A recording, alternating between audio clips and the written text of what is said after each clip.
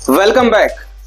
आज के इस वीडियो में मैं बताने वाला हूं थिंक क्लाइंट सेटअप का फुल इंस्टॉलेशन। जी हाँ, इससे पहले मैंने एक वीडियो बनाया था और जो कि आप लोगों ने वॉच किया उस वीडियो को, और उम्मीद है कि उस वीडियो से आपको काफ़ी नॉलेज मिला होगा। आपने काफ़ी हद तक अपना थिंक क्लाइंट इंस्टॉलेशन का काम कंप्लीट किया होगा। लेकिन उस वीडियो में सारी चीज़ें कंप्लीट नहीं थी, मतलब कुछ चीज़ें ऐसी थी जो छूट गया था, आप लोगों का कमेंट आया था, तो इसलिए मैं ये दूसरा वीडियो शूट कर रहा हूँ थिंक क्लाइंट्स के ऊपर। हालांकि मैं ग्रीन गेट कंपनी का ग्रीन GVDI जो मॉडल है उसको मैं इंस्टॉलेशन करता हूं, तो उसी का इंस्टॉलेशन मैं इस पूरी वीडियो में दिखाने वाला हूं। तो जो थिंक क्लाइंट का सेटअप इंस्टॉलेशन करने वाले हैं वो सेटअप का डिजाइन कुछ इस तरीके से है, आप देख सकते हैं साइड में। और इस तरीके से हम पूरा सेटअप डिजाइन करेंगे कंप्यूटर लैब का। बारी बारी से एक एक सिस्टम को हम लगाएंगे। एक एक सिस्टम लगाने के बाद थिंक क्लाइंट को कैसे इंस्टॉल करना है, कैसे कलर कोडिंग करना है, सारी चीजें हम कंप्लीट करने के बाद मल्टी यूजर सॉफ्टवेयर जो इसका ड्राइवर सॉफ्टवेयर होता है उसको हम इंस्टॉलेशन कंप्लीट करेंगे। सब कंप्लीट करने के बाद आपको प्रॉपर दिखाएंगे किस तरीके से एक कंप्यूटर लैब रेडी होता है। तो अगर आपको ये वीडियो अच्छा लगेगा तो वीडियो को जरूर लाइक करिएगा। अगर इसी तरीके की वीडियो हमारे चैनल पे आप हमेशा देखना चाहते हैं तो यार चैनल को सब्सक्राइब जरूर करिएगा, क्योंकि अगर आप चैनल सब्सक्राइब कर लेंगे तो आपको इस चैनल पे IT सेक्टर से रिलेटेड बहुत सारी वीडियो मिलेंगी, जिससे आपका नॉलेज इंप्रूव होगा और आपको IT सेक्टर में काम करने में काफ़ी मदद मिलेगी। तो फिर ज़्यादा देर न करते हुए चलिए वीडियो को स्टार्ट करते हैं। माई सेल्फ इंद्रजीत कुमार और आप देख रहे हैं इंदिरा IT नॉलेज। वो आ गए हैं जहाँ पे हमें ये थिंक क्लाइंट सेटअप इंस्टॉलेशन करना है। यहाँ पे हम अपना PC वगैरह लगाएंगे, मॉनिटर लगाएंगे और यहीं पे हम अपना थिंक क्लाइंट सेटअप पूरा इंस्टॉलेशन करने वाले थे। ये हमारा नया इंस्टीट्यूट ओपन हो रहा है, तो यहाँ पे सारे स्टूडेंट पढ़ने वाले हैं। तो ये स्टेप बाय स्टेप मैं आपको दिखाता हूँ। पहला नंबर, तो ये टेबल हमारा हमने लगा दिया है, ठीक है। ये टेबल पूरा हमारा लग चुका है। आप ट्राई लगाइए, जो मर्जी लगाइए, जितना आपका बजट हो आप बेहतर से बेहतर लगाइए, कोई दिक्कत नहीं। और यहाँ पे हम लाइन से देखिए लाइट का बोर्ड लगवा दिए हैं। ये लाइट का बोर्ड इसलिए हम लगवाए हैं, मतलब कि जहां जहां हम मॉनिटर रखेंगे वहां हमें पावर तो चाहिए, तो इस तरीके से हमें लाइट का बोर्ड लगवा लेना है, ठीक है। अब दूसरा स्टेप यह है कि हमें अपना PC यहाँ पे सर्वर रखना है, ठीक है। तो ये PC हमारे पास है। ये PC हमारा Core i3 6th जनरेशन है। अब यहाँ पे हमने PC लगा दिया, ठीक है। और ये PC का पावर इस बोर्ड में हम दे देंगे। अब इस PC के लिए हमें क्या लगाना है, मॉनिटर। तो हम यहाँ पे एक मॉनिटर रखने वाले हैं और ये हमारे पास डेल का मॉनिटर है और डेल का भी PC है, ठीक है। तो इस जब मेन सर्वर हम इसको बनाने वाले हैं, तो मेन सर्वर के लिए हमने PC यहाँ पे मतलब मॉनिटर हमने करा। अब क्या करना है कि मॉनिटर का HDMI केबल पीछे लग गया है, पावर केबल लग गया है। अभी मैं आपको बता रहा हूँ, तो इसके साथ में हो गया हमारे मेन PC के साथ में। अब क्या करना है कि इसी PC से हमें 4 डिवाइस मतलब 4 क्लाइंट को कनेक्ट करना है। तो 4 पॉइंट का मैं सेटअप यहाँ पे करने जा रहा हूँ। पहला तो मेन PC जो मेन सर्वर हमने यहाँ पे लगा दिया। अब इसका हम कीबोर्ड माउस लगाना चाहते हैं तो लगा सकते हैं, तो बाद में लगाने की कोई दिक्कत नहीं। अब क्या करते हैं, यहाँ पे हम लोग 4 मॉनिटर और लगाने वाले हैं।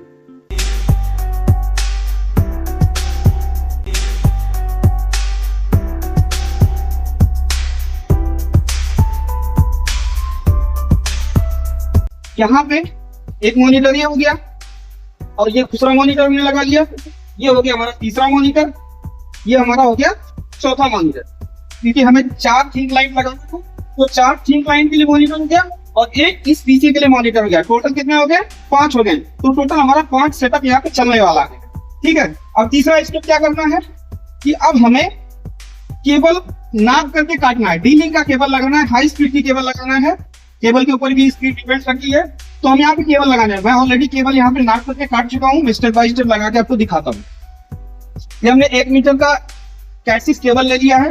ये 1 मीटर का इसलिए हम यहाँ पे लगा रहा है क्योंकि ये मेन PC से लेकर के हमारे जो स्विच लगने वाला है उसके लिए। तो यहाँ पे हमने एक केबल लगा दिया।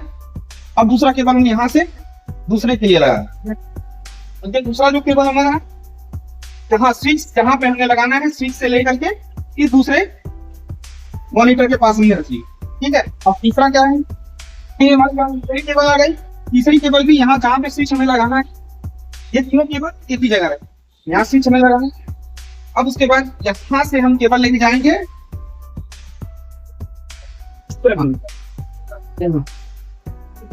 एक तो स्विच के लिए हो गया, एक यहाँ से केबल इस मॉनिटर के लिए आ गया, इस क्लाइंट के लिए, एक यहाँ से इस क्लाइंट के लिए लगा दिया हमने, और एक केबल हम लगाने वाले हैं यहाँ से। तो यहीं से एक केबल जाएगी कहाँ पे, यहाँ पे तीसरे वाले सेटअप के पास, यहाँ पे आ गई केबल, और लास्ट में हम लगा लेंगे, लास्ट में चौथा यहाँ पे सारी केबल यहाँ पे हम इसमें लगाएंगे। यहाँ पे स्विच, आप स्विच बीच में भी लगा सकते हैं, बीच में अगर आप स्विच लगाएंगे तो वहीं से सारी केबल को आपको नाप करके काट लेना है। तो हम स्विच यहाँ पे लगाने वाले हैं, तो यहीं से सारी केबल को नाप करके काटे हैं। तो ये आपको पता है कि हमारे चौथा मान। अब चौथा स्टेप ये है कि जितनी सारी हमने केबल लगाया है, इस केबल पे हम RJ45 कनेक्टर लगाने वाले हैं। RJ45 कनेक्टर, ये कनेक्टर है, एक एक्सिस केबल पे हम लगाएंगे, इसकी कलर कोडिंग करेंगे। इसकी कलर कोडिंग कैसे होती है, क्रॉस केबल कैसे बनाया जाता है, स्ट्रेट केबल कैसे बनाया जाता है, ये सारी वीडियो मैं बना के रखा हूँ। आपको इस वीडियो के डिस्क्रिप्शन में लिंक उसका मिल जाएगा, आप वहां से क्लिक करके वीडियो को देख सकते हैं कि क्रॉस केबल कैसे बनाना, स्ट्रेट केबल कैसे बनाना। वैसे जहां तक मैं आपको बता दूं कि जानकारी के लिए कि सेम डिवाइस को कनेक्ट करने के लिए क्रॉस ओवर केबल यूज किया जाता है और डिफरेंट डिवाइस को कनेक्ट करने के लिए स्ट्रेट केबल यूज किया जाता है। तो यहाँ पे भले से डिफरेंट डिवाइस है तो क्या से, लेकिन हर जगह अभी के लिए स्ट्रेट केबल ही लोग यूज करते हैं। तो हम स्ट्रेट केबल यहाँ पे बनाने वाले, तो मैं यहाँ पे अब कनेक्टर लगाऊंगा सारे केबल पे।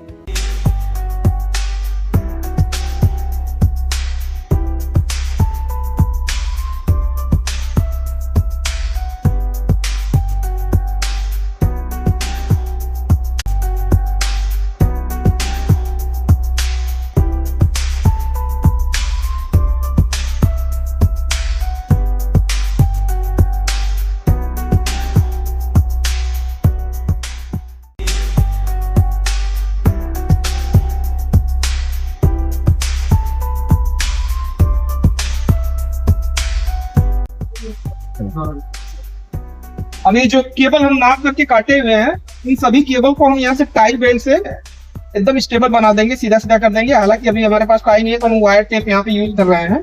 इस तरीके से सीधा सीधा इसके पीछे हम लगा देंगे सारी वायर एकदम बेहतर तरीके से, ताकि दिखने में अच्छा लगे। आप इसको ऐसा पट्टी लगा करके भी अंडरग्राउंड कर सकते हैं, या फिर पाइप आती है, PVC पाइप आती है, उसको लगा करके आप अंडरग्राउंड कर सकते हैं। लेकिन यहाँ पे कुछ मतलब हमें अभी जल्दी स्टार्ट करना है, तो इसके लिए अभी हम बाहर से ही इसको लगा रहे हैं। तो इस तरीके से हम पूरी वायर में, जितनी वायर हमारी 4 वायर है, इन सारी 4 वायर को ऐसे सीधा सीधा करके हम यहाँ तो पीछे इसके मॉनिटर के पीछे हम लगा लेंगे। उसके बाद हम लगाएंगे थिन क्लाइंट। तो यहाँ पे हम टेंडा का स्विच लगाने जा रहे हैं। अब चौथा क्या हमने करना है, हमने केबल लगा लिया, ठीक है। अब केबल में हमने कनेक्टर भी लगा दिया, मॉनिटर भी लगा दिया, सब कुछ लगा दिया, ठीक है। अब क्या करना है, हमें स्विच लगाना है। तो स्विच हम कहाँ पे लगाएंगे, ये जो हमारी वायर है कैस्टिक, जितने हमारे 4 क्लाइंट लगाने हैं, इन चारों वायर को हम इस स्विच से कनेक्ट कर देंगे। तो हमने पीछे वायर लगा दिया। अब क्या करना है, किसी को भी किसी भी पोर्ट पे आप कनेक्ट कर सकते हैं। अब जैसे क्या है कि पहले नंबर पे हमने किसका कनेक्शन दे दिया, ये जो हमारा CPU है, ये हमारा PC है, PC को इसमें हमने पहले नंबर पे कनेक्ट कर लिया। बाकी पहला डिवाइस, दूसरा डिवाइस, तीसरा डिवाइस, चौथा डिवाइस, जितने सारे डिवाइस है नंबर वाइज आप किसी पे भी कनेक्ट कर सकते हैं, लेकिन हाँ ये पहले नंबर पे PC रहेगा तो ज्यादा बेस्ट रहेगा, ठीक है। ये हमने स्विच से सारी केबल कनेक्ट कर दिया, अटैच कर दिया, ये हो गया। अब ये स्विच हम पीछे रख ले रहे हैं, आप इसको दीवार पे भी ऐसे लगा सकते हैं, ठीक है, सुविधा के लिए। तो अब यहाँ पे हमने पीछे स्विच को लगा दिया। उसके बाद इस स्विच का जो पावर कोड है, एडाप्टर है, अब इसको क्या करेंगे, यहाँ बोर्ड से दे देंगे, इसके पावर, यहाँ से पावर दे देंगे। अब ये कनेक्शन हो गया। अब हम यहाँ पे लगाएंगे थिन क्लाइंट।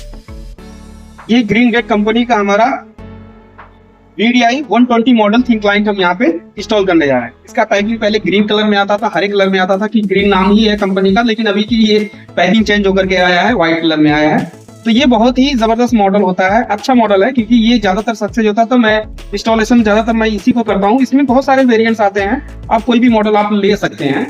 तो यहाँ पे इसको मैंने आपको वीडियो में मैंने दिखाया है पिछली वीडियो में। तो ये पहले वो ग्रीन कलर का था, ये व्हाइट कलर का, ये डब्बा हो गया खुला। उसके बाद ये हो गया हमारा थिन क्लाइंट। अब ये प्लास्टिक में पैक है, इसको हम बाहर निकालते हैं। ये रहा ये डिवाइस। अब इसमें आपको मैं दिखा दूं कि यहाँ पे देखिए, आप लैन पोर्ट मिल जाता है, 4 USB पोर्ट मिल जाता है, उसके बाद एक BGA पोर्ट मिल जाता है, और पावर अडाप्टर लगाने के लिए पोर्ट मिल जाता है। यहाँ पे एक माइक और एक स्पीकर का पोर्ट मिल जाता है। इसके साइड में मिल जाता है हमारा HDMI पोर्ट, और इसके दूसरे वाले साइड में मिल जाता है हमारा मेमोरी कार्ड इंस्टॉलेशन करने के लिए। यहाँ पे आप मेमोरी कार्ड लगा करके इसको एक छोटा स्टोरेज डिवाइस भी बना सकते हैं। मतलब जैसे हम PC में हार्ड ड्राइव लगाते हैं तो वो एक अलग स्टोरेज डिवाइस बन जाती है, तो यहाँ पे मेमोरी कार्ड लगा करके आप अब इसमें भी सेव कर सकते हैं डाटा को। तो ये डिवाइस हो गया। ये सभी मॉनिटर के पीछे हम लगाएंगे सभी केबल में। तो ये अब सभी मॉनिटर के पीछे मैं इंस्टॉल करूँ। तो ये 4 डिवाइस हम यहाँ पे इंस्टॉल करने जा रहे हैं। ये 4 डिवाइस हमारे पास ग्रीन VDI 120 मॉडल है, इसका 4 एडाप्टर। अब ये पहला डिवाइस हम पहले वाले मॉनिटर के पास कनेक्ट करेंगे क्योंकि वो सर्वर के लिए हो गया। अब इसको हम यहाँ पे केबल से हमने कनेक्ट कर लिया। अब इसमें हम कीबोर्ड माउस लगाएंगे, पहले सबको कनेक्ट कर लेंगे, इसको पीछे कर लो। अब ये दूसरा डिवाइस दूसरे वाले मॉनिटर के पास हम कनेक्ट कर लेंगे। यहाँ पे हमारी केबल आई हुई है, ठीक है, ये कनेक्ट हो गया। अब तीसरा डिवाइस तीसरे वाले मॉनिटर के पास हम कनेक्ट कर लेंगे, 3 हो गया। अब हमारे पास लास्ट डिवाइस बचा चौथा। ये हमारी केबल यहाँ चौथे मॉनिटर पे आई है, 4 नंबर मॉनिटर पे। 4 नंबर वाला यहाँ पे ये हमारा थिन क्लाइंट सभी केबल से अटैच हो गया, कनेक्ट हो गया। अब हम सभी पे कीबोर्ड माउस लगाएंगे और सभी का एडाप्टर लगाएंगे। तो मैं सबका एडाप्टर लगा देता हूँ पहले। अब एडाप्टर का तो बहुत सिंपल है कि आपको यहाँ से पावर देना है, एक्स को एडाप्टर दे देंगे, यहाँ पे पावर एडाप्टर लगा दिया, इसको यहाँ से लगा देंगे। इसी तरीके से सबको एडाप्टर लगाते हैं। अब हम सभी पे कीबोर्ड माउस इंस्टॉल करने वाले हैं। तो कीबोर्ड माउस हम पहले मेन सर्वर में लगाएंगे, यहाँ पे हमने कीबोर्ड रख दिया और यहाँ पे साइड में हमने रख दिया माउस, ठीक है। आप स्टेप बाय स्टेप काम करना है। अब ये क्या करना है कि अब ये तो मेन सर्वर में ही कनेक्ट होगा। USB पोर्ट में हम यहाँ पे कनेक्ट कर देंगे कीबोर्ड को भी और USB पोर्ट पे ही हम कनेक्ट कर देंगे माउस को भी। ये कनेक्ट हो गया। अब ये वायर हम ये मेन सर्वर के लिए कीबोर्ड माउस हो गया। अब हम दूसरा कीबोर्ड माउस इंस्टॉल कर, ये दूसरा हो गया हमारा कीबोर्ड, ये क्लाइंट के लिए, ये माउस एक क्लाइंट के लिए, पहले नंबर क्लाइंट। अब क्लाइंट में कहाँ कनेक्ट करना है? क्लाइंट में यहाँ पे जो USB 4 पोर्ट दिए गए हैं, यहाँ पे हमें कनेक्ट करना है। यहाँ पे एक हमने माउस कनेक्ट कर दिया और ये हमने कर दिया कीबोर्ड। बाकी एक्स्ट्रा पेन ड्राइव वगैरह भी यूज कर सकते हैं इसमें, ठीक है। और इसमें हम केबल क्या है कि BJ पोर्ट से भी कनेक्ट कर देंगे, HDMI पोर्ट से भी कनेक्ट करेंगे। हम आपके पास जो भी केबल है उस केबल से आप कनेक्ट कर सकते हैं। मेरे पास अभी कुछ BGS केबल है, कुछ HDMI केबल है। तो मैं आपको बता दूं कि BJ केबल क्या करना होता है कि यहाँ पे आप BJ पोर्ट है, यहाँ पे लगा करके इन लॉक को आपको टाइट कर देना है थोड़ा सा, तो ये बेहतर तरीके से लॉक हो जाएगा। उसके बाद अब ये यहाँ पे सारी चीजें कनेक्ट हो गई है। अब इसको कर देंगे हम पीछे, कीबोर्ड माउस भी कनेक्ट हो गया है। अब ये BJ केबल हम मॉनिटर BJ पोर्ट पे यहाँ पे हम लगा देंगे, यहाँ भी यहाँ पे कनेक्ट करके इसको इस तरीके से टाइट करें। इसी तरीके से सब में हम HDMI केबल या फिर BJ केबल, जिससे हम मर्जी चाहें उससे आप कनेक्ट कर सकते हैं। HDMI केबल अगर आप यूज करेंगे तो वो ज्यादा बेस्ट होगा क्योंकि उसकी क्वालिटी बढ़िया होती है, 4K क्वालिटी आप उससे यूज कर सकते हैं। जो क्वालिटी HDMI पे मिलेगी वो क्वालिटी BJ पे नहीं मिल पाए। तो इस तरीके से हमने कीबोर्ड माउस सब पे हम कनेक्ट कर लेंगे। तीसरे नंबर क्लाइंट पे हमने माउस चारों पोर्ट में से किसी भी पोर्ट पे आप लगा दीजिए, कोई दिक्कत नहीं है। किसी भी पोर्ट पे लगा सकते हैं, जरूरी नहीं इस नंबर पे लगाना है। अब इसके लिए एक और BJ केबल हम यूज कर लेंगे।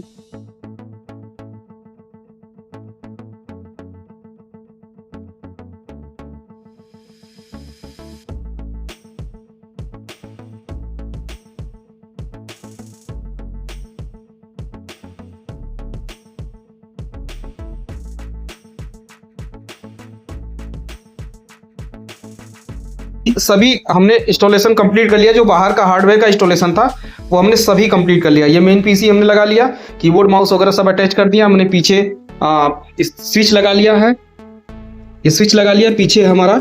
और उसके बाद क्लाइंट हमने सब पे लगा लिया है, पीछे हमारा थिन क्लाइंट लगा हुआ है और ये कीबोर्ड माउस। इस तरीके से हमने 4 सेटअप पूरा कंप्लीट कर लिया है। अब इसको ऑन करेंगे। अब ऑन करने के लिए तो सिंपल सी बात है कि हमें भाई पावर बोर्ड से हमें पावर दे देनी है। उसके बाद PC का ये पावर बटन दबाना है, उसके बाद ये हमारा ऑन होगा।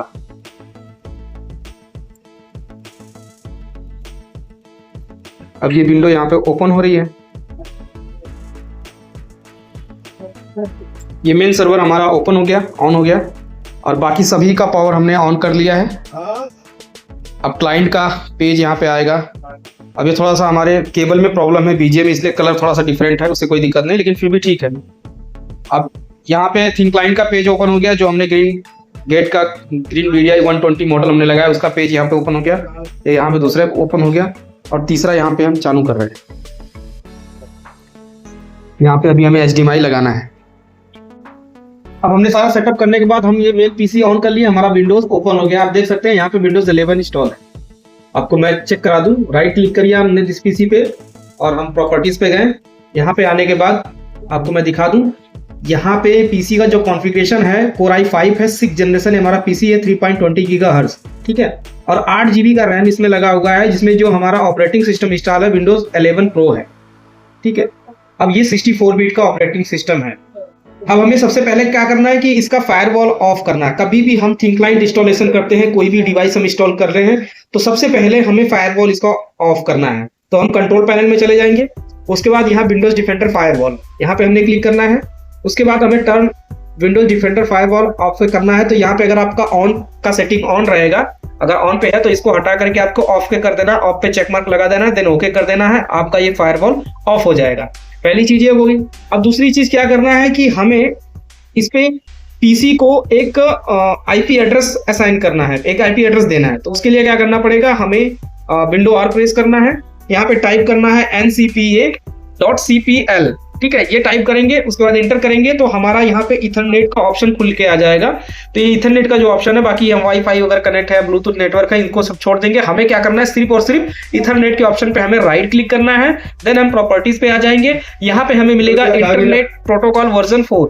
तो इंटरनेट प्रोटोकॉल वर्जन 4 पे डबल क्लिक करेंगे तो यहाँ पे हमें ऑप्शन आ गया है कि हमें use the following IP address. तो use the following IP address पे हमने चेक करना है और ये यहाँ पे आईपी एड्रेस असाइन करने के लिए ऑप्शन आ गया। यहाँ पे हम आईपी एड्रेस सबमिट करेंगे। तो आईपी एड्रेस आप जो मर्जी देना चाहते हैं आप दे सकते हैं। तो किस कैसे आईपी एड्रेस आपको असाइन करना है तो मैं आपको बता दूं। यहाँ पे हमें टाइप करना है 192 फिर .168.1. हम 10 यहाँ पे करने वाले हैं।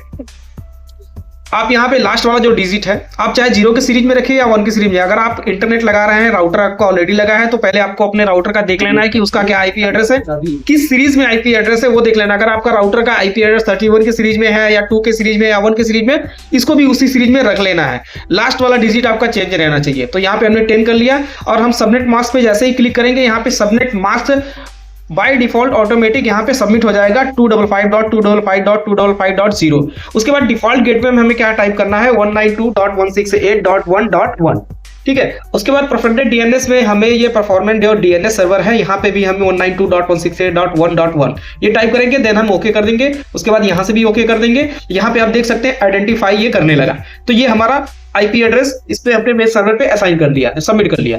अब हमें तीसरा काम क्या करना है, तीसरा ये करना है कि हमें अब दिस पीसी पर राइट क्लिक करना है।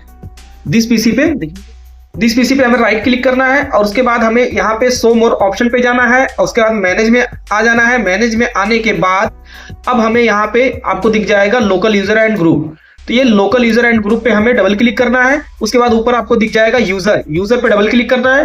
अब यहाँ पे क्या है कि जो डेल लिखा हुआ है ये हमारा मेन सर्वर का मेन यूजर है, ठीक है। अब हमें बाकी ये जितने क्लाइंट हमारे हैं, ये जितने सारे क्लाइंट हैं, इन सब के लिए यहाँ पे हम मेन सर्वर पे यूजर बनाएंगे। तो यूजर कैसे बनाना है, तो सब हमें क्या करना है कि राइट क्लिक करना है। राइट क्लिक करेंगे, उसके बाद न्यू यूजर पे हम क्लिक करेंगे। न्यू यूजर पे क्लिक करने के बाद हम यहाँ यूजर नेम टाइप करेंगे। तो यूजर नेम आप जो क्लाइंट को रखना चाहते हैं वो आप रख सकते हैं।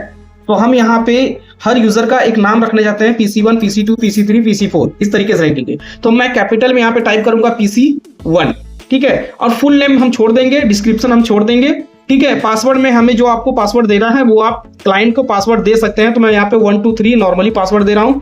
देन हम कंफर्म पासवर्ड पे भी हम वही सेम पासवर्ड टाइप करेंगे 1 2 3। अब यहाँ पे ध्यान देने वाली चीजें क्या है कि user must change password at next login. तो यहाँ पे हमें अनचेक कर देना है, हमें user can not change password, ठीक है। मतलब यूजर हमारा जो पासवर्ड है वो चेंज ना कर पाए, उसको हमें परमिशन हमने दे दिया है। अब पासवर्ड नेवर एक्सपायर, मतलब पासवर्ड एक्सपायर ना हो पाए, इसके लिए हमें यहाँ पे चेक मार्क करना है। उसके बाद हम क्रिएट पे क्लिक कर देंगे, ठीक है। अब क्रिएट पे क्लिक करने के बाद ये हमारा पहला यूजर क्रिएट हो गया। तुरंत अब इसको चेक करना है तो क्लोज करूंगा तो पहला यूजर हमारा दिखेगा। लेकिन हम एक ही साथ में चारों यूजर क्रिएट करना चाहते हैं तो अब दूसरा नंबर हम यहीं पे क्रिएट कर लेंगे, PC2 हमने टाइप कर लिया। फुल नेम हम छोड़ देंगे, डिस्क्रिप्शन छोड़ देंगे। पासवर्ड में हमें जो पासवर्ड रखना है वो रख सकते हैं। 1 2 3 मैं रख रहा हूँ तो 1 2 3 हमने पासवर्ड टाइप कर दिया, कंफर्म पे भी कर दिया। यहाँ पे अनचेक करके हमने user can not change password पे भी चेक मार्क लगा दिया और पासवर्ड नेवर एक्सपायर पे भी हमने चेक मार्क लगा दिया। देन हम क्रिएट कर लिए, हमारा दूसरा यूजर क्रिएट हो गया। उसी तरीके से हम तीसरा भी कर देंगे, PC3। उसके बाद हमने यहाँ पे पासवर्ड अपना जो दे देंगे। उसके बाद ये चेक कर लेंगे, उसके बाद क्रिएट कर लेंगे। PC3 हमारा क्रिएट होगा, PC4 यहाँ यहाँ पे टाइप करेंगे, PC4 टाइप करने के बाद 1 2 3 यहाँ पे पासवर्ड देंगे, कंफर्म कर देंगे पासवर्ड। उसके बाद चेक यहाँ पे करेंगे, यहाँ पे चेक करेंगे, यहाँ पे चेक करेंगे, उसके बाद क्रिएट करेंगे। अब जैसे ये सब मैंने 4 यूजर क्रिएट कर दिया, अब क्लोज करूंगा तो चारों यूजर यहाँ पे दिख गए। अब ध्यान से देख सकते हैं यहाँ पे चारों यूजर आपको दिख रहे हैं। अब यहाँ क्या करना है कि इस यूजर का रिमोट सेटिंग करना है। अब वो रिमोट सेटिंग बहुत इंपॉर्टेंट होती है, जब तक आप ये रिमोट सेटिंग नहीं करेंगे तब तक आपका ये पीसी मतलब चल नहीं पाएगा सभी पे एक साथ। उसके लिए ड्राइवर भी इंस्टॉल करना है, तो मैं स्टेप बाय स्टेप बता रहा हूं। अब रिमोट सेटिंग कैसे करना है, यहाँ पे राइट क्लिक करना है, प्रॉपर्टी पे जाना है PC1 पे, उसके बाद मेंबर ऑफ पे क्लिक करना है, फिर यहाँ पे आपको दिख जाएगा ऐड पे हमें क्लिक कर देना है। यहाँ पे आपको मिल जाएगा एडवांस पे क्लिक कर देना है। उसके बाद यहाँ पे आपको मिल जाएगा फाइंड नाउ पे क्लिक कर देना है। और इस लिस्ट में हमें ढूंढना है रिमोट डेस्कटॉप। तो रिमोट डेस्कटॉप हमारा नीचे से मिल जाएगा, यहाँ पे रिमोट डेस्कटॉप यहाँ पे मिल जाएगा। तो रिमोट डेस्कटॉप पे हम डबल क्लिक कर देंगे तो यहाँ पे आ गया। उसके बाद ओके कर देना है, देन अप्लाई कर देना है, फिर ओके कर देना है। मतलब पहला हमारा रिमोट सेटिंग PC1 का हमारा हो गया। सेम उसी तरीके से दूसरा रिमोट सेटिंग PC2 का करेंगे। राइट क्लिक करेंगे, प्रॉपर्टीज पे चले जाएंगे, मेंबर ऑफ पे क्लिक करेंगे, फिर ऐड के ऑप्शन पे आ जाएंगे, एडवांस पे आ जाएंगे, उसके बाद फाइंड नाउ पे आ जाएंगे। उसके बाद हमें फिर से रिमोट डेस्कटॉप पे डबल क्लिक कर देना है। यहाँ पे रिमोट डेस्कटॉप यहाँ पे आ गया। उसके बाद ओके कर देना है, अप्लाई कर देना है, देन ओके कर देना है। तीसरे पीसी पे भी सेम प्रोसेस। अब ध्यान रहे, इसको ध्यान से आपको करना है। जिस यूजर पे ये हुआ रहेगा वही आपका चल पाएगा, अदरवाइज नहीं चल पाएगा। यहां पे हमें ध्यान रहे रिमोट डेस्कटॉप ही सेलेक्ट करना है। फिर चौथे पे भी हम सेम कर देंगे। बारी बारी से सभी पे हम इस तरीके से रिमोट सेटिंग कर लेंगे। अब ये रिमोट सेटिंग हमारा कंप्लीट हो गया, इसको हम क्लोज कर देते हैं। अब इस डिवाइस का हम इंस्टॉल करेंगे सॉफ्टवेयर। तो सॉफ्टवेयर इंस्टॉल करने से पहले सॉफ्टवेयर को हमें डाउनलोड करना पड़ेगा। तो कंपनी की ऑफिशियल वेबसाइट पे जाकर के हम सॉफ्टवेयर को डाउनलोड करेंगे और डाउनलोड करने के बाद हम पेन ड्राइव में सॉफ्टवेयर को कॉपी करेंगे और कॉपी करने के बाद फिर से हम इस पीसी में पेन ड्राइव को लगाएंगे। उसके बाद हम सॉफ्टवेयर को इंस्टॉल करेंगे, क्योंकि ये हमारा जो डिवाइस हार्डवेयर लग चुका है, ये हार्डवेयर तभी प्रॉपर तरीके से काम करेगा जब तक हम इसका सॉफ्टवेयर नहीं इंस्टॉल करेंगे। तो चलिए डाउनलोड करके इंस्टॉल करते हैं। तो सॉफ्टवेयर डाउनलोड करने के लिए क्या करना है, हमें कंप्यूटर या लैपटॉप पे आ जाना है। वहाँ पे आपको गूगल क्रोम के ब्राउजर पे चले जाना है। गूगल क्रोम का ब्राउजर जैसे ही हम ओपन करेंगे, ओपन करने के बाद हमें एड्रेस बार पे जो कंपनी की ऑफिशियल वेबसाइट है उसको टाइप करना है। उसको यहाँ पे एड्रेस बार के आपको टाइप करना है, क्या है, www.greenvdi.com। जैसे हम greenvdi.com, ये आप देख सकते हैं www.greenvdi.com हम यहाँ पे टाइप करना है। उसके बाद हम इंटर करेंगे तो कंपनी की ऑफिशियल वेबसाइट आपके सामने ओपन हो जाएगी। कुछ इस तरीके का इंटरफेस आपको देखने को मिलेगा। तो हमें कुछ ज्यादा नहीं करना है, आपको स्क्रॉल करके सीधा सीधा नीचे चले जाना है।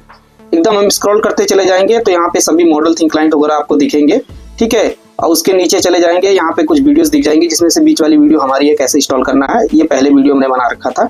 अब ये जो हमारा वीडियो शूट हो रहा है, अब आप इसको देख रहे हैं, दूसरी वीडियो है ये। आप सबसे नीचे आएंगे तो यहाँ पे आपको एक ऑप्शन देखने को मिलेगा सॉफ्टवेयर डाउनलोड का। आप देखिए ध्यान से, यहाँ पे आपको देखने को मिल रहा है सॉफ्टवेयर डाउनलोड। ये सॉफ्टवेयर डाउनलोड के ऑप्शन पे हम जैसे ही क्लिक करेंगे तो हमारा दूसरा पेज खुल के आ जाएगा। यहाँ पे सीधा सीधा लिखा हुआ है मोटे फॉन्ट में सॉफ्टवेयर डाउनलोड। सॉफ्टवेयर डाउनलोड के नीचे आप देखेंगे कि इसमें कई सारे मॉडल के डिवाइस हैं। सभी मॉडल का डिवाइस का यहाँ पे सॉफ्टवेयर है डाउनलोड करने के लिए। तो सबसे फर्स्ट नंबर पे हमारा GreenVDI 120 जो हम डिवाइस यहाँ पे इंस्टॉल कर रहे हैं वो यहाँ पे दिखाई दे रहा है। और दूसरे डिवाइस का मॉडल जैसे GreenVDI 300 है, इसका है GreenVDI 500 है। इस तरीके से जितने सारे डिवाइस इस कंपनी में हैं उस सभी डिवाइस का सॉफ्टवेयर यहाँ पे अवेलेबल है। तो हमें सिंपल क्या करना है, 120 को ही डाउनलोड करना है, इसका सॉफ्टवेयर ड्राइवर हमें डाउनलोड करना है। तो हम क्या करेंगे, डाउनलोड के ऑप्शन पे क्लिक कर देंगे। जैसे ही डाउनलोड के ऑप्शन पे हम क्लिक करेंगे, यहाँ पे आपको फिर से डाउनलोड का ऑप्शन एक खुल करके आ जाएगा। यहाँ पे आपको फिर से डाउनलोड पे क्लिक कर देना है। जैसे आप यहाँ पे फिर से डाउनलोड करेंगे तो यहाँ पे गूगल की तरफ से कुछ एरर मैसेज आएगा, Google drive can not scan this file for virus वगैरह। इससे घबराना नहीं है आपको फिर क्या करना है, फिर से आपको डाउनलोड एनीवे पे क्लिक कर देना है। जैसे ही आप डाउनलोड एनीवे पे क्लिक करेंगे, यहाँ पे कॉर्नर पे देखेंगे, यहाँ पे डाउनलोडिंग स्टार्ट हो जाएगी, ठीक है। जैसे कॉर्नर पे आपको विंडोज 10 वगैरह होगा तो यहाँ पे इस तरीके से दिखेगा। तो डाउनलोडिंग स्टार्ट हो जाएगी। इसको हम ओपन करते हैं। आप देख लीजिए यहाँ पे जिप फाइल में ये सॉफ्टवेयर आपका डाउनलोड हो रहा है।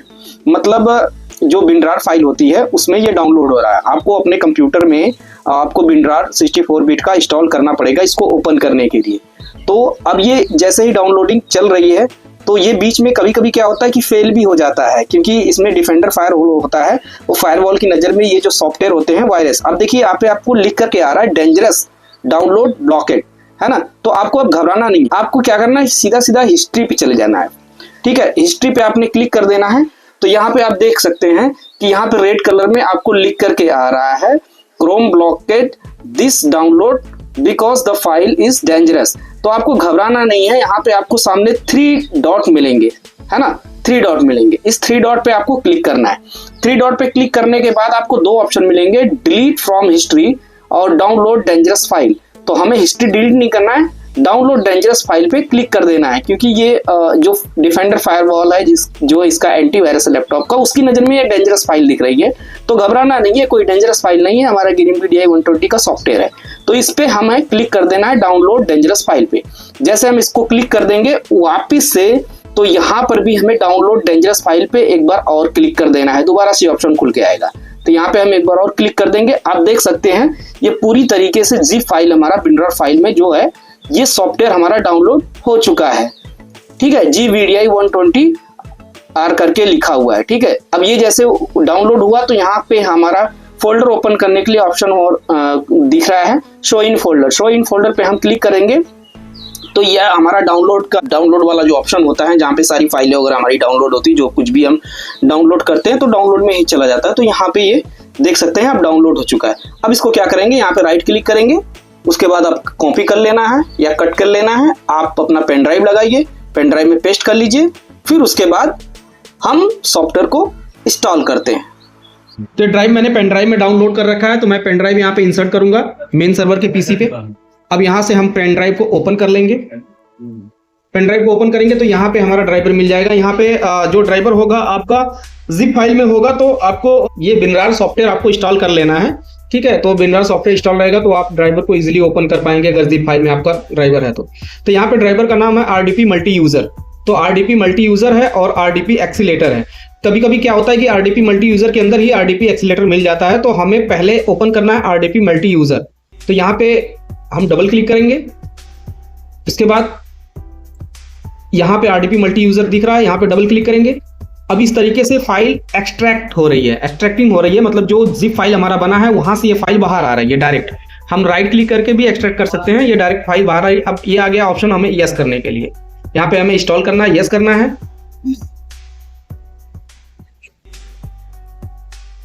यहाँ पे हम डबल क्लिक करेंगे, इंस्टॉल का ऑप्शन आ जाएगा, इसको हमें इंस्टॉल कर देना है।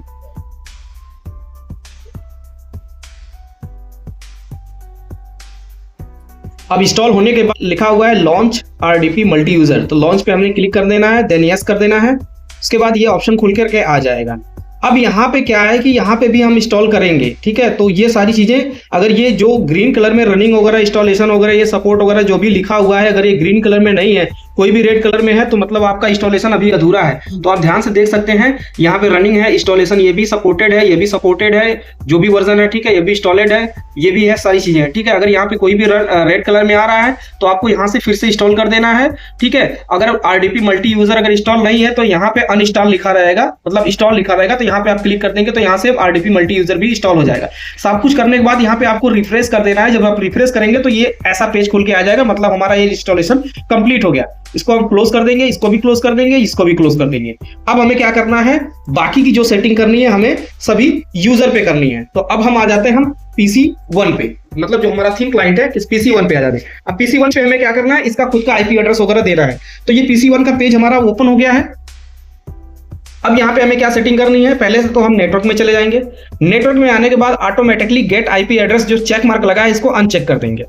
इसको अनचेक करने के बाद यहाँ पे क्लिक करेंगे, यहाँ पे इसका खुद का IP एड्रेस देना है, मतलब PC1 का जो हमारा पहला क्लाइंट है इसको IP एड्रेस देना है। IP एड्रेस क्या देना है, 192.168.1.11। मतलब हमने मेन सर्वर को क्या दिया था, 10 दिया था, लास्ट वाला जो डिजिट था हमारा 10 था, यहाँ पे हमने 1 बढ़ा दिया, 11 कर दिया, बाकी सारी चीजें सेम रहेंगी। अब सबनेट मास्क में वहां पे तो by default subnet mask automatic ले लिया था मेन सर्वर पे, यहाँ पे हमें क्या करना है कि मैनुअली टाइप करना है। तो 255.255.255.0 ये हो गया सबनेट मास्क। अब गेटवे हमें यहाँ पे क्या टाइप करना है, 192.168.1.1, ठीक है। और बाकी ये मैक एड्रेस वगैरह है, ये खुद का इनका है, ऐसे ही रहेगा, ठीक है, सेम है, बाकी चीजें सेम है। उसके बाद यहाँ पे इंस्टॉल करके आप सब कुछ जैसे वैसे रहने देना है। ठीक है, यहाँ पे बाकी चीजें नहीं छेड़नी है। उसके बाद यहाँ पे अप्लाई कर देंगे। अप्लाई करने के बाद अब हमें क्या करना है, यहाँ मैनुअल ऐड पे आ जाना है।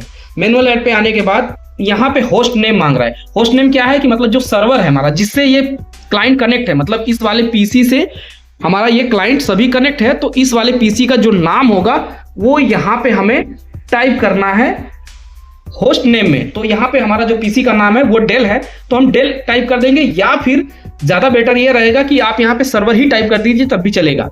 अब यहाँ पे क्या करना है, host IP address. Host IP address मतलब जो सर्वर का आईपी एड्रेस है यहाँ पे सेम टाइप करना है 192.168.1.10। हमने क्या दिया था, 10 दिया था लास्ट में। ये करने के बाद इसको हमें अप्लाई कर देना है।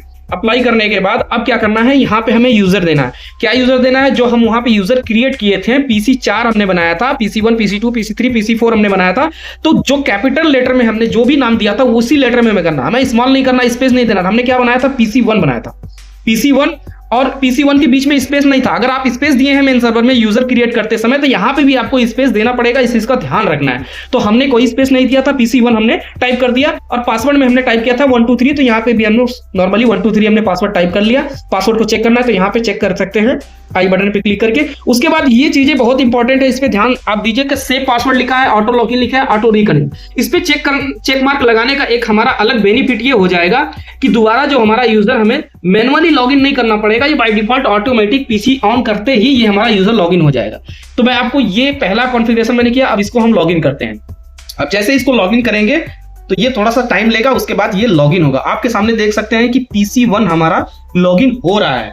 किससे कनेक्ट है, एक मेन पीसी से कनेक्ट है। चारों इसी तरीके से आपको सारी सेटिंग कर लेनी है, लेकिन चारों में आईपी एड्रेस जो रहेगा वो सब में डिफरेंट रहेगा। लास्ट वाला डिजिट, पहले पे हमने मेन सर्वर पे 10 दिया था, लास्ट में इसमें 11 दे दिया है, बाकी में हम कुछ और देंगे। तो यहाँ पे नेक्स्ट करते हैं, ऐसे नेक्स्ट करते हैं, इसको एक्सेप्ट करते हैं, और ये हमारी विंडोज 11 यहाँ पे भी क्लाइंट पे भी ओपन हो गई है।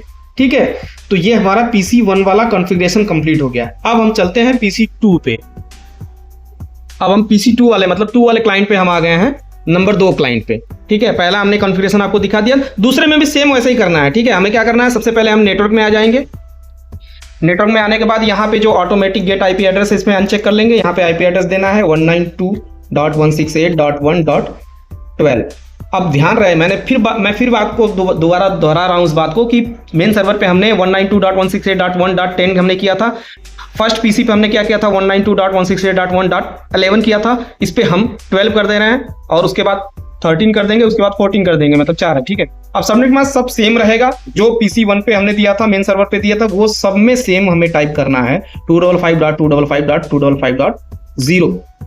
अब उसके बाद गेटवे भी सब में सेम रहेगा 192.168.1.11। ठीक है, अब यहाँ पे हमें अप्लाई कर देना है। उसके बाद मैनुअल ऐड में भी सेम मेन सर्वर का नाम जो हमारा है डेल है, हमने डेल टाइप किया था, तो यहाँ पे भी हम डेल टाइप कर देंगे। अब यहाँ पे क्या है कि आईपी एड्रेस जो मेन सर्वर का है वहाँ ये सबमिट करना है, सभी में करना है 192.168.1.10। ठीक है, उसके बाद इसको अप्लाई कर देना है। अब यहाँ पे हमें पीसी का नाम दे देना है। ये हमारा कौन सा पीसी है, नंबर 2 पीसी है, मतलब क्लाइंट हमारा दूसरा है। तो यहाँ पे हम PC2 कैपिटल लेटर में टाइप कर लेंगे, जैसा कि हमने यूजर क्रिएट किया था। उसके बाद हमें पासवर्ड दे देना है 123, और save password, auto login, auto reconnect पे तीनों पे चेक मार्क लगा के हमें लॉगिन कर देना है। और ठीक उसी तरीके से ये भी हमारा पीसी लॉगिन हो रहा है। अब देख सकते हैं PC2 भी हमारा लॉगिन हो गया, जैसे PC1 हमारा लॉगिन हुआ। ठीक इसी तरीके से हम सेटिंग कर लेंगे PC3 में, PC4 में, और ये हमारा इंस्टॉलेशन कंप्लीट हो जाएगा। अब हम चलते हैं PC3 पे। ये हो गया लॉगिन, इसको हमें कर देना है नेक्स्ट, नेक्स्ट, एक्सेप्ट, ये कंप्लीट हो गया। अब तीसरा नंबर क्लाइंट पे हम आ गए हैं PC3 पे। अब यहाँ पे भी सेम जैसे हमने 1 को किया था, 2 को किया था, उसी तरीके से तीसरे नंबर को भी, 3 को भी हमें उसी तरीके से कॉन्फ़िगरेशन करना है। तो आप ध्यान से देखिए।